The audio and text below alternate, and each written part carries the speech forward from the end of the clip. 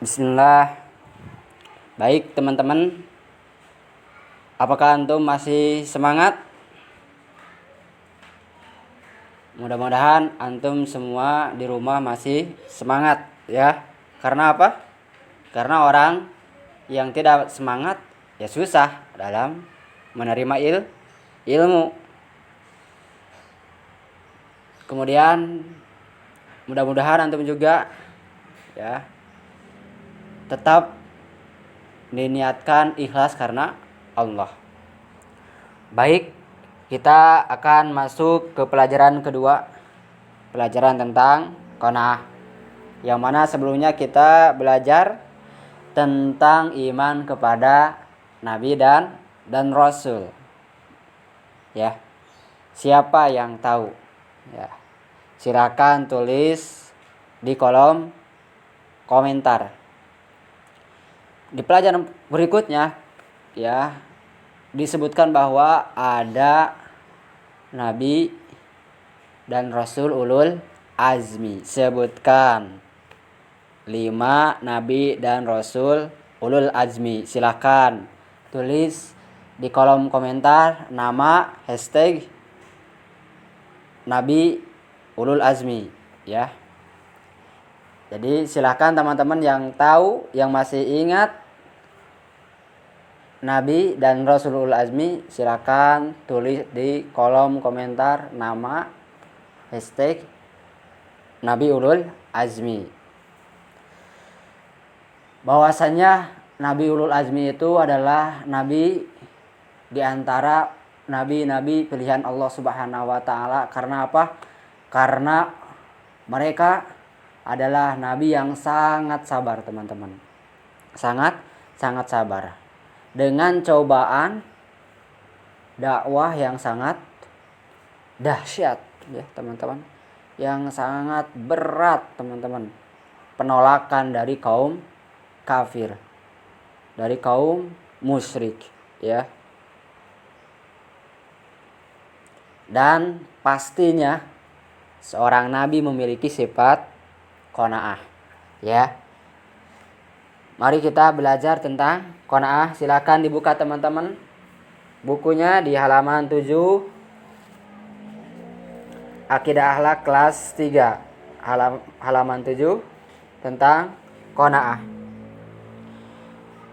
Di atas dikatakan ada hadis sahih riwayat Muslim, Ahmad dan At-Tirmizi.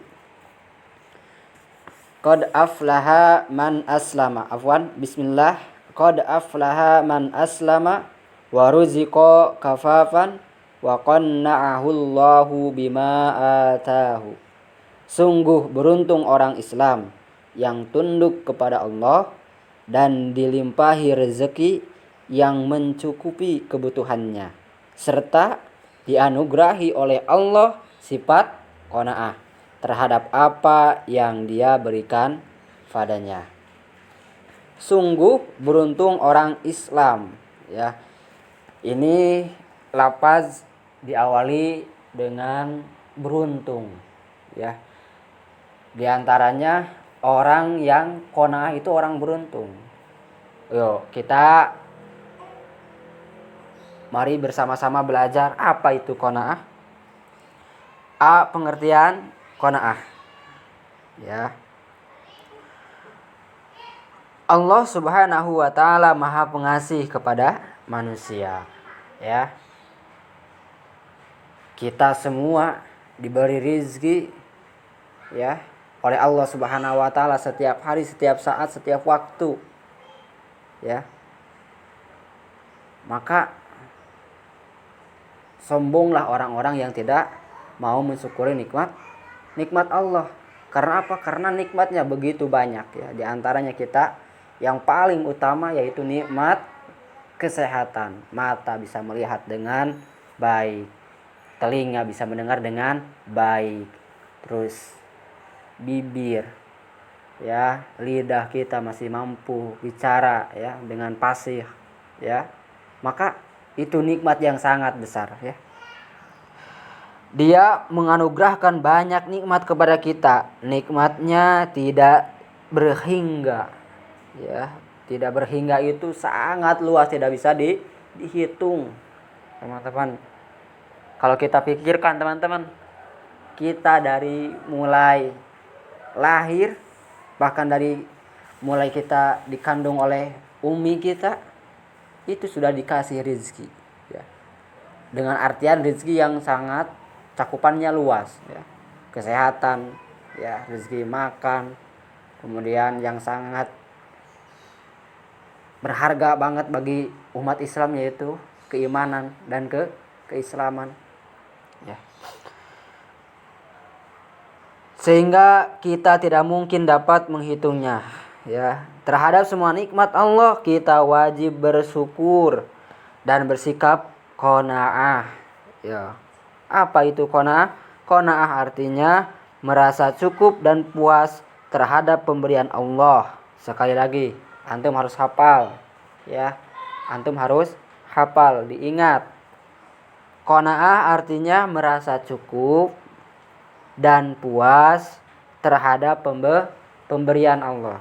Merasa cukup dan puas terhadap pemberian Allah. Itu arti qanaah. Orang yang bersifat qanaah berarti telah bersyukur atas nikmat-nikmat yang Allah anugerahkan padanya. Kenapa dengan qanaah dikatakan bersyukur? Karena orang yang qanaah, maka apa yang dikasih oleh Allah Subhanahu wa taala, ya, maka dia akan merasa cukup. Mau banyak mau sedikit dia terima dengan ikhlas, dengan ridho. Itulah orang yang qanaah, ya. Tidak seperti orang yang tamak, ya. Nanti akan belajar tentang tamak di materi selanjutnya. Orang yang tamak, orang yang kaya tapi masih merasa kurang. Punya motor, pengen punya motor yang lebih bagus, ya.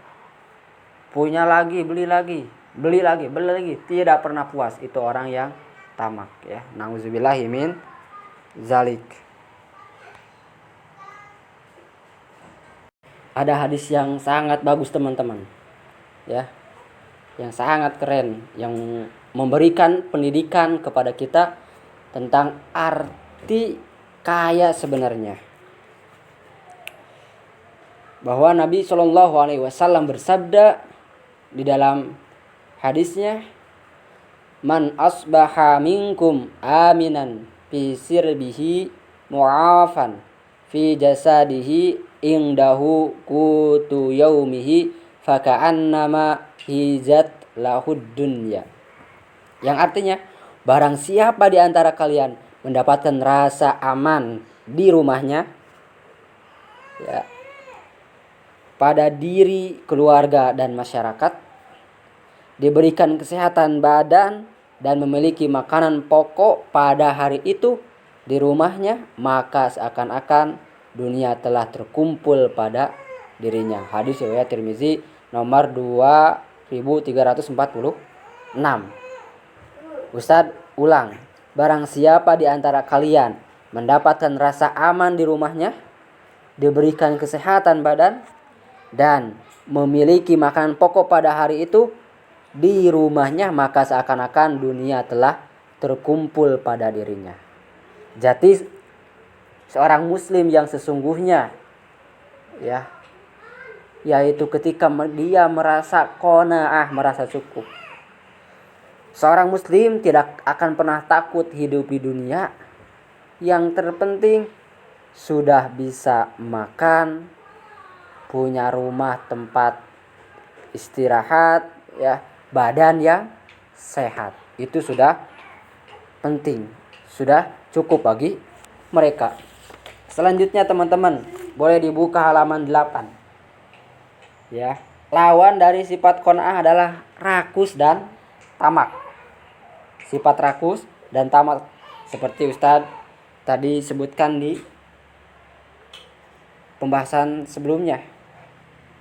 Orang yang tamak berarti tidak ridho dan tidak bersyukur kepada Allah atas segala nikmat yang dianugerahkan padanya. Ya, jelas orang mata, telinga, badan kita yang sehat ini, ya, rizki yang dia makan adalah pemberian Allah Subhanahu wa ta'ala. Maka sombong orang yang tidak mau bersyukur kepada Allah Subhanahu wa ta'ala. Pada dasarnya manusia bertabiat tamak terhadap harta. Rasulullah Shallallahu alaihi wasallam telah menjelaskan hal itu. Seandainya manusia memiliki emas 2 lembah, niscaya ia ingin memilikinya hingga 3 lembah. Padahal setelah manusia itu meninggal dunia, hanya tanah yang akan memenuhi perutnya. Manusia itu pada dasarnya memang tamak. Kita juga merasakan bahwa kita ingin ini, ingin itu. Tetapi kewajiban manusia mengkontrol diri, jangan sampai terlalu tamak, terlalu rakus. Kita cukupkan dengan kesederhanaan, teman-teman, ya. Karena semakin kita menuruti hawa nafsu kita, maka akan semakin bingung, akan semakin gelisah hati dan pikiran kita. Tetapi kalau kita semakin merasa cukup, mensyukuri apa yang telah kita dapatkan rezeki dari Allah Subhanahu wa taala, akan semakin tenang, ya. Sifat tamak dan rakus terhadap harta dapat merusak kepribadian. Misalnya, ini contoh disebutkan di dalam buku. Orang yang rakus terhadap makanan, apabila ia mengambil makanan dengan porsi yang terlalu banyak, ia bisa sakit perut. Jika sudah sakit, ia tidak bisa melakukan kegiatan rutinnya, ya.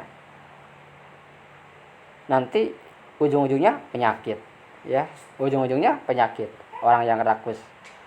Atau kita sudah punya rumah, ya, sudah punya kendaraan yang cukup. Tetangga kita memiliki mobil baru. Kita pengen mobil baru yang lebih bagus. Itu juga merusak kepribadian. Terus keberharmonisan sesama tetangga akan rusak, ya, karena kita memiliki sifat yang tidak baik. Contoh lainnya ketika kita sedang memakan buah apel. Nih, jika apel yang kita makan belum habis, sebaiknya kita tidak mengambil apel yang lainnya, melainkan kita habiskan dulu apa yang sedang kita makan.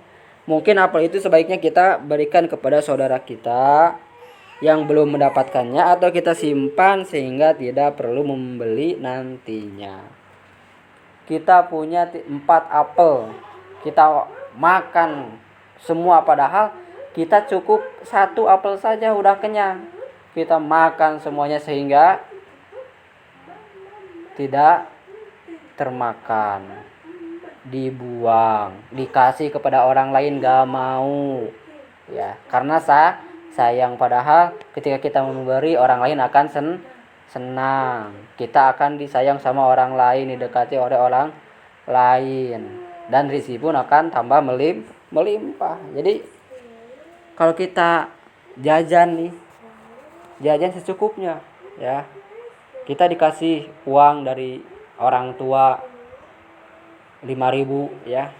Kalau kita cukup jajan 3.000 di sekolah, maka 2.000 bisa ditabung, ya, bermanfaat, teman-teman. Daripada kita punya uang 5.000, maksain pengen jajan 10.000, itu malah jadi gak baik, ya.